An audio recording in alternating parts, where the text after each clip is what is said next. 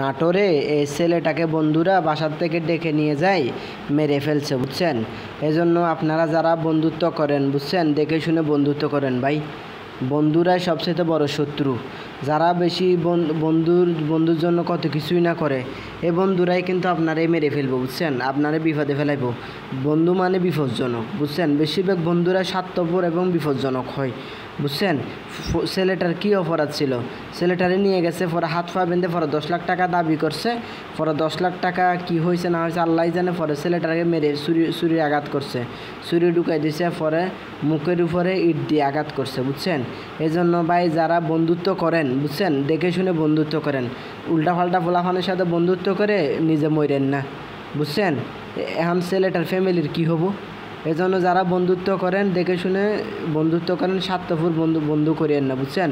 এই বন্ধুরাই কিন্তু বন্ধুরে বিপদে ফেলায়, বুঝছেন, মেরে ফেলায়।